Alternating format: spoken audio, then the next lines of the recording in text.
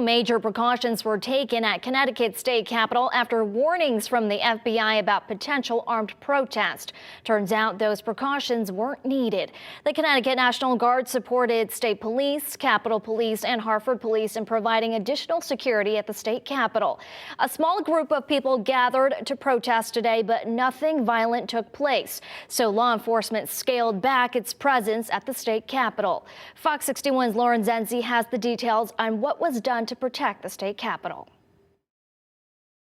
After the attack on the U.S. Capitol back on January 6, tensions have been running high across the United States. But here in Connecticut, local, state, and federal law enforcement have been teaming together to make sure our capital city stays safe. From eyes in the sky to boots on the ground.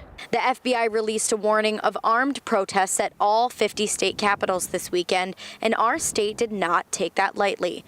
Law enforcement agencies here in the state of Connecticut put together an impressive plan to ensure that peace and safety were maintained. Based on our intelligence that we had and in looking at different states across the country, what we're doing here in Connecticut is parallel to what other states are doing at the same time. We do everything in our power to ensure the safety of those that are coming out to demonstrate, and also the safety of our elected officials, our infrastructure, and again, want to make sure that we're preparing for the worst and hoping for the best. Transparency of the law enforcement presence was a top priority when it came to the potential armed protests. The messaging plan and our transparency as to how we are preparing was really gauged at keeping this to a minimum and keeping response to a minimum, and so that we wouldn't have some sort of national incident here in the great state of Connecticut. And after hours of surveillance and patrol at an all-time high, anticipating large gatherings of protesters, only a handful of people showed up to demonstrate. The fact that no one's here, fantastic.